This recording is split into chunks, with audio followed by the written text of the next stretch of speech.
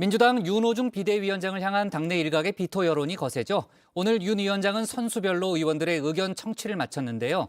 이를 토대로 조만간 거취를 결정하겠다는 뜻을 밝혔습니다.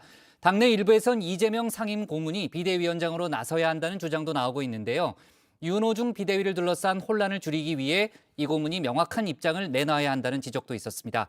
관련 내용을 조익신 멘토가 정리했습니다.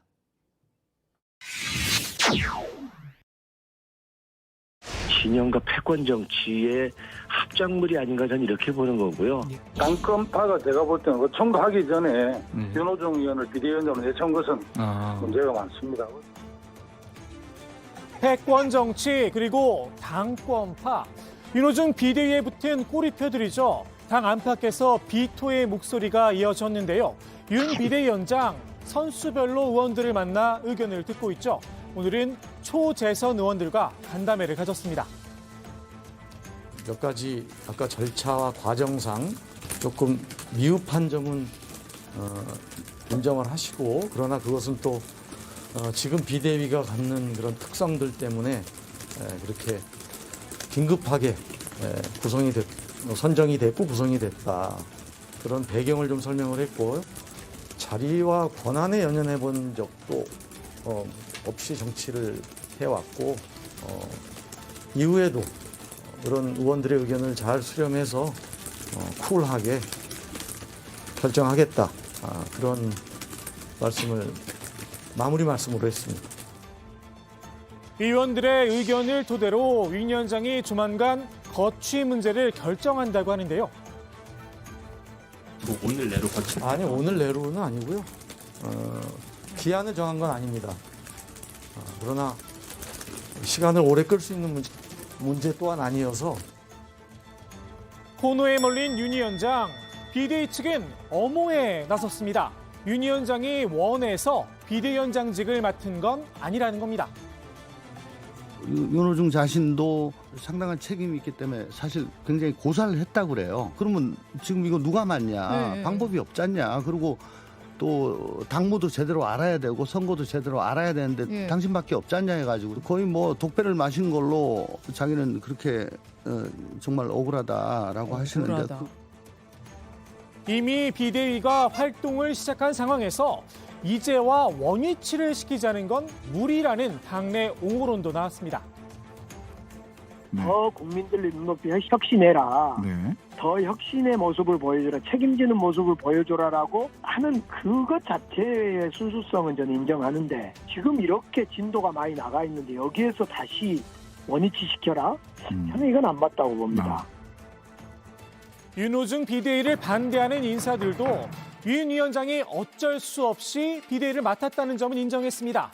당원에도 당대표가 선출될 때까지 원내대표가 당대표의 직무를 수행한다, 이렇게 돼 있죠. 문제는 임기입니다. 원내대표가 이후에 승계 작업을 주관하는 뭐 이런 취지에서 이제 의원들이 다 이해를 했죠. 예. 근데 알고 보니까 이제 이게 전당대회까지 가는 거다. 그래서 그게 이제 사실은 이 발단이 된 겁니다. 예. 이 점은 비대위 측도 인정하는 부분입니다. 송영길 대표가 물러나면은 뭐 잠정적으로 그 대표 권한 대행은 원내대표가 할 수밖에 없습니다. 근데 그 후임이 오기 전까지 하는 건데 이거를 8월 전당대회 때까지 임기를 못 박아놓고 나갔어요. 전임 그 송영길 대표 체제가. 송영길 전 대표의 이 결정, 민주당 당원과 맞지 않다는 겁니다. 당대표 거리 시 원칙적으로 2달 안에 임시 전국 대의원회를 열어서 당대표를 뽑도록 되어 있습니다. 다만 거리될 당대표의 잔여 임기가 8개월 미만일 때는 당 중앙위에서 당대표를 선출하도록 되어 있는데요. 송 전 대표의 잔여 임기 5개월이었죠. 윤 위원장이 8월까지 임기를 이어가려면 적어도 중앙위의 승인 과정을 거쳐야 한다는 겁니다. 윤 위원장을 향한 당내 비토 여론 만만치 않죠. 중앙위의 승인 과정 쉽지만은 않을 듯합니다. 여기에 오는 25일로 예정된 원내대표 경선 결과도 변수입니다. 당원상 당대표 거리 시 원내대표가 당대표의 직무를 수행하도록 되어 있습니다. 상황에 따라 비대위원장직을 요구할 수도 있는 겁니다. 윤 위원장의 거취 문제를 놓고 오랜만에 목소리를 낸 곳도 있죠. 당내 86그룹이 중심인 더 좋은 미래입니다. 근데 책임의 한복판에 있었던 분이 또다시 비대위원장을 8개월 동안 8월까지 한다는 하는 부분들에 대해서 다수의 의원들이 동의를 하기가 좀 어렵습니다. 예. 당원들 역시 문제 제기가 많습니다. 예. 책임의 한복판이라 대선 당시 86 용태론 때는 묵묵부답이던 그분들입니다. 지금도 마찬가지죠. 우리가 원하는 것은 더 나은 세상이지 기득권이 아닙니다. 선배가 된 우리는 이제 다시 광야로 나설 때입니다.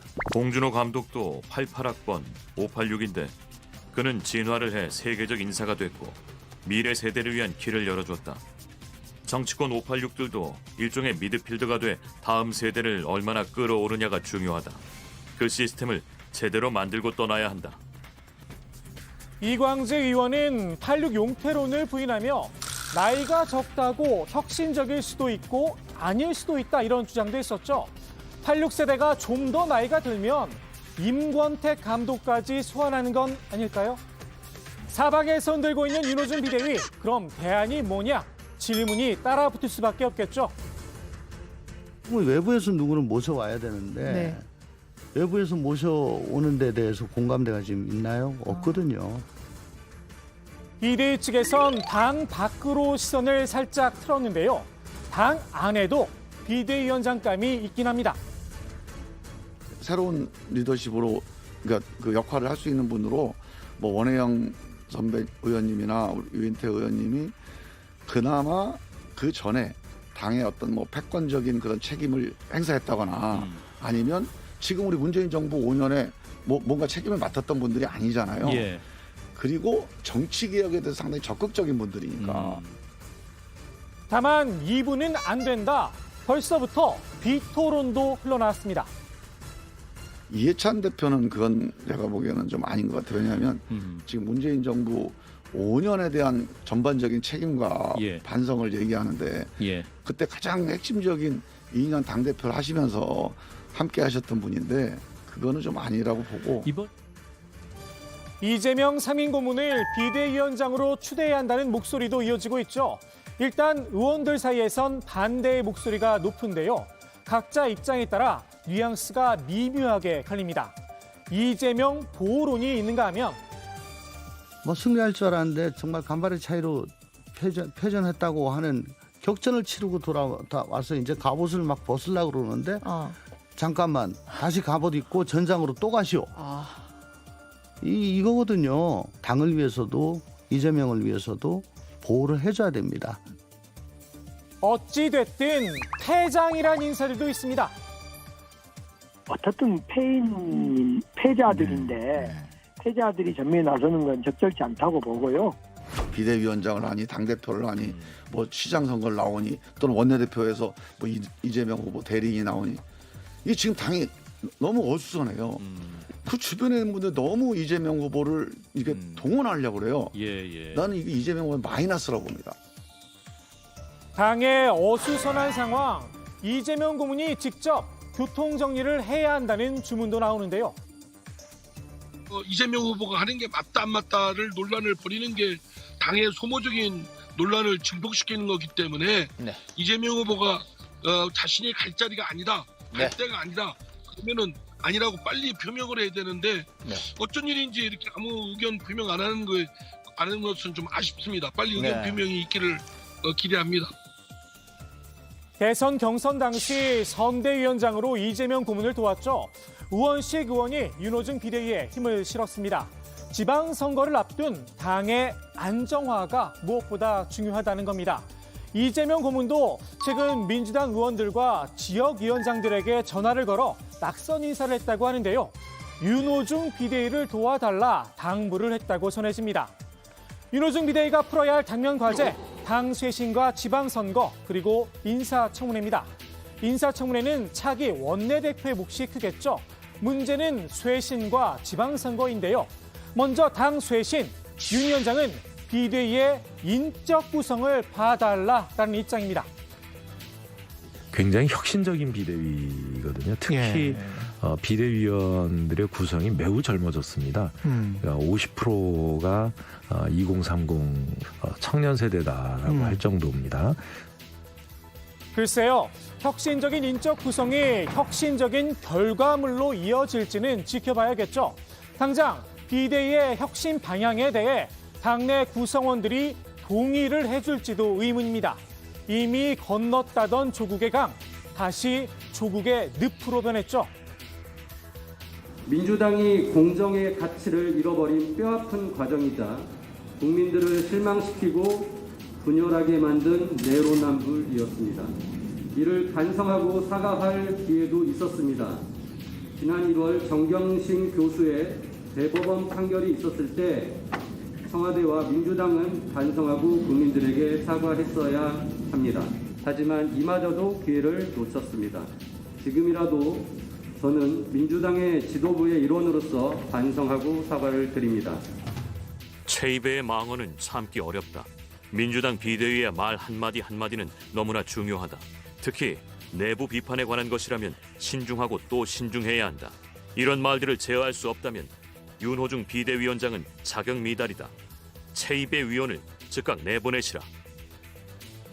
당 밖의 인플루언서들도 시끄러웠습니다. 민주당이 조국을 버리면 난 민주당을 버리겠다. 내 성상납 발언 때문에 졌다고 하라 목소리를 높였습니다. 최소한의 동지의식도 없다는 건데요. 문득 내로남불과 읍참마속이란 말이 떠오르기도 합니다. 지방선거 준비도 윤호중 비대위에게 녹록치 않은 과제입니다. 정치개혁을 고리로 승부수를 띄우겠다는 보관인데요. 글쎄요, 일단 정치개혁의 파트너 정의당 반응이 탐탁치 않습니다. 준연동형 비례대표제를 도입을 했는데 제1야당이었던 현재 국민의힘이 이 제도를 편법으로 무력화시키는 그런 일을 감행을 했기 때문에 그것에 대응하는 차원에서 우리 당의 의원들 또 당원들의 깊은 고민 끝에 더불어시민당을 창당하게 되었었습니다. 위성정당 사태에 대해 당시 제1야당이 먼저 위성정당을 만들었기 때문에 불가피한 선택이었다는 취지로 입장을 밝혔습니다.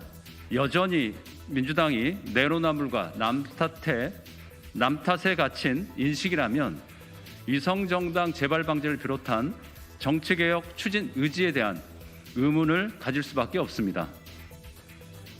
독배를 마셨다는 윤 위원장의 표현, 어찌 보면 틀린 말은 아닌 듯 싶습니다. 오늘의 톡 쏘는 한마디 이렇게 정리합니다. 진퇴양난.